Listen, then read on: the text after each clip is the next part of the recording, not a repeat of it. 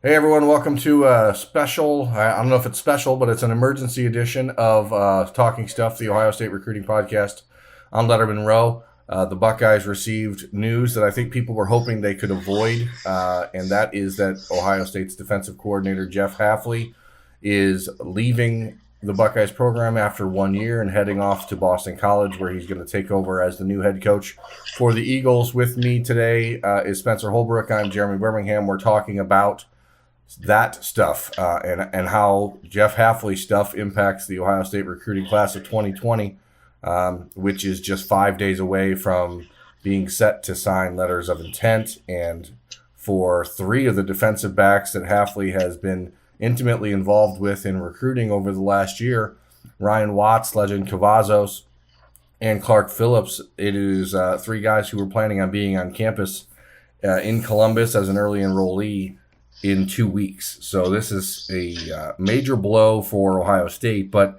for the players involved, it's an even bigger shock, I'd imagine, because they're on the verge of changing their whole lives to be part of the Ohio State program, and now that's sort of up in the air. Yeah, we've talked for weeks and months about how great of a recruiter Jeff Hafley is, and I think it kind of boils down to he was in living rooms 3 days ago. He was in Lathan Ransom's living room, I think, three nights ago. So for this news to come out now I don't know if he was talking to them about that. And I think that's something interesting that we need to discuss. Was he, laying out the blueprint? Do they have a plan in store? Because for him to go take these visits and talk to these kids as if he's going to be there and then take the Boston College job just a couple of days later, there's definitely some questions to be asked. But yeah, he's been the number one recruiter. He's been an ace recruiter on defense for Ohio State. He's kind of the Brian Hartline of the defense this year. So, it's a trying time for Ohio State recruiting. Yeah, I mean, the thing is, Jeff was in those living rooms, as you mentioned. He went to see Ransom. He went to see Clark Phillips. He went to see everybody in this class. And from what I've gathered from talking to recruits over the last few days is that he had mentioned the possibility of leaving and had mentioned that the Boston College rumors were out there because he didn't want to avoid them. But he did, from what I was told, sort of suggest that it wasn't a real thing. And I can independently state that other sources, as recently as Wednesday night, were saying it was not going to happen. So whatever happened on Friday evening to really kick this into full gear and kick it into full-on meltdown mode for Ohio State must have happened quickly. I don't know if it's because of other names that Boston College had still been targeting were all dropped out at the same time. If Haffley was offered a significantly greater amount of money than we had talked about previously or that he's making now. And whatever the case, his message to the recruits was, yes, this rumor's out there. No, it's not likely that I'm going to leave, which is why on the Friday morning edition of Talking Stuff that I posted on YouTube and on the podcast platforms, said I didn't think he was going to leave, but the reality is, and as I said it in that podcast, was anything can happen when you're talking about somebody being offered $3 or $4 million a year to coach football. And whatever the number is, Boston College did enough with Jeff Hafley to make it hard for him to say no. But that makes it harder for these kids. Like I said, Ryan Watts, Lathan Ransom, Legend Cavazos, Clark Phillips, Cameron Martinez.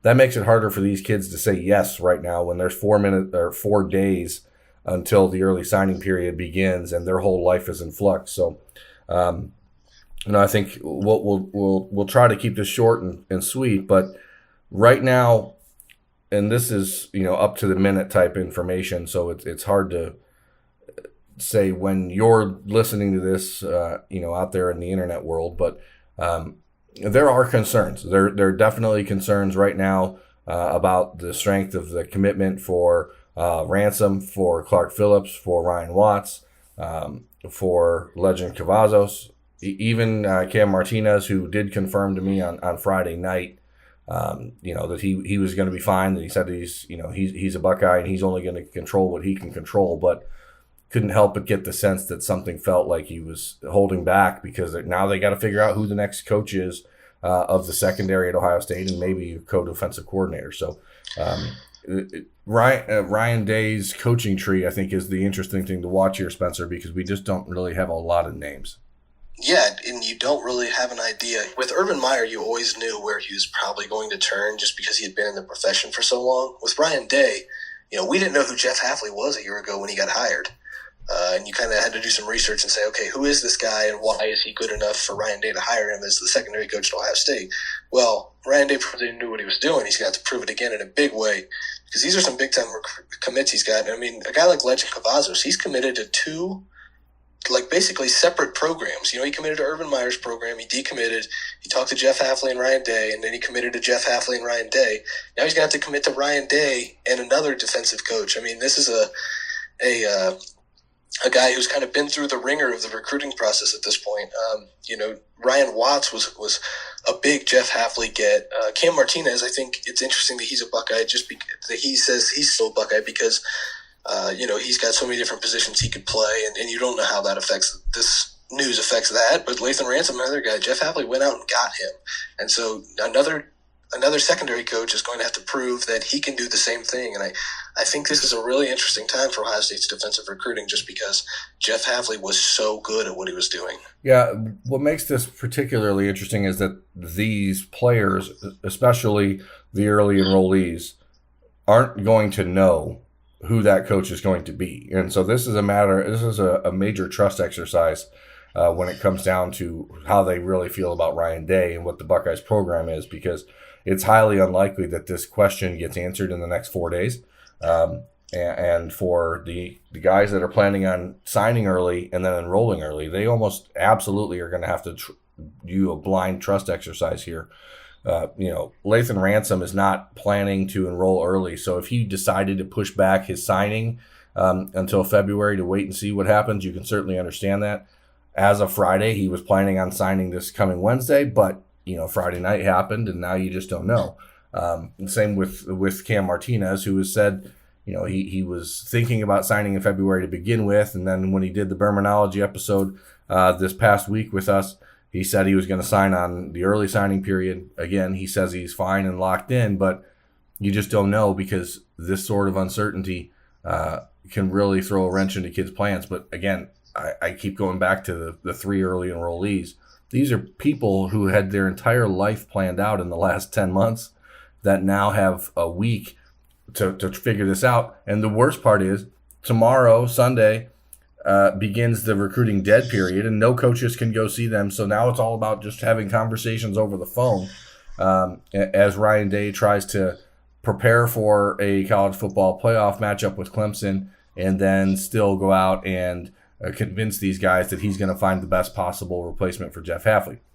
Now, as far as the replacements go, there were a few names immediately on Friday night that started to circulate. Marcus Freeman, the defensive coordinator at Cincinnati, was one. Chris Ash, the former Buckeyes defensive coordinator and Rutgers head coach, was another. Kerry Combs, the former Ohio State defensive backs coach, who's now in the NFL with the Tennessee Titans, was the third. I've been told early on Saturday morning that Chris Ash is not going to be involved in this and that he is not a candidate, and that Ryan Day will likely look toward the NFL for that guy. And I think that's why Kerry Combs' name's been brought up immediately because of his Ohio ties. The fact that Ryan Day was actually courted by Mike Vrabel to work for the Titans a year ago. They know each other. The question is whether or not Kerry Combs would want to come back to college when he's got a cushy NFL job that doesn't require recruiting. But maybe the opportunity to be a defensive coordinator and the opportunity to get a pay bump is enough of a lure for him. But, when we're talking about potential replacements, I don't have names, but I know that Jeff Hafley came from, in a way, the Pete Carroll defensive back tree. Okay, he didn't do it directly, but he did learn it in San Francisco, and I think that's sort of the direction I would expect to see Ryan Day go. But we can talk about that all week long on Lettermen Row, but today is about recruiting, I guess. And the guys you've mentioned though are elite recruiters. Oh, absolutely. And Kerry Coombs is an elite recruiter. Chris Ash, even though he's not going to be there, he was a good recruiter. I think you can put a little bit of stock into Ryan Day's thinking when he hires these guys to coach the secondary. You have to be a great recruiter, and I think he understands that even at a young head coaching age that he's at. Yeah, I mean, the truth of this matter is very simple, and that's that if you trust that Ryan Day knows what he's doing and everything that has happened in the last year of his head coaching career and the first year of his head coaching career, you can feel confident that he has a plan. I don't think anybody thought that this was going to happen with Jeff Hafley this quickly. But when you are a successful coach, you're going to get poached. And, I make jokes about this, but coaches leave all the time. And you either leave because you're a bad coach or you leave because you're a good coach. And in this instance, in most instances, you'd much rather your coaches leave because they're good. And Jeff Hafley's certainly that. Now Ryan Day's going to have to figure out a way to lock those 4 other defensive back commitments into the group. And he doesn't have a lot of time to do it. I know everyone listening to this is going to be wondering, okay, who's decommitting? Who's what? And I would caution anyone from freaking out because these kids are sort of in the same mode we are. This is all kind of happening real time. But certainly don't be surprised if there's some blowback. And I think that the likely trio would be Lathan Ransom, Clark Phillips, and Ryan Watts because they're the ones that are furthest away and have the relationship that was almost exclusively began with Jeff Hafley. And Ryan Day did a great job with all those guys getting involved and making sure that they knew who he was. But end of the day, there were guys going to Ohio State because of Jeff Hafley. And people will comment and say, don't go to a school for a coach, go to a school for the school. But as we've talked about before, even if you're going to a school because you love the school and you love the football program or you love the development in the NFL, you spend your whole year talking to one coach, and then now that coach is gone. So that's the pickle. That's the holdup for Ohio State. As far as immediate answers, Spencer, there aren't any, but we're going to keep grinding at Lettermen Row and trying to figure out what's happening on the recruiting side of this. Check out the website, and as Austin Ward, John Bryce, and Spencer and Tim May try to figure out the personnel side as far as the coaching goes. But that will be the end of this emergency broadcast of the Talking Stuff podcast. For Spencer Holbrook, I'm Jeremy Birmingham. Thanks for listening, folks. If you're watching this on YouTube, be grateful you don't have to see my face this morning because I didn't get much sleep. So that's it, and we'll talk to you guys as soon as there's anything else to talk about. So have a good one. Thanks, bro. Thanks for watching. Subscribe below to get the latest videos from Lettermen Row. We got Letterman Live, we've got the practice report, we got rapid reaction. Hey, and we got Buckeye Q with Zach Bourne. For sure. We got recruiting breakdowns with Berm. We got whatever you need. Ohio State football and Ohio State athletics, we've got you covered here at Lettermen Row.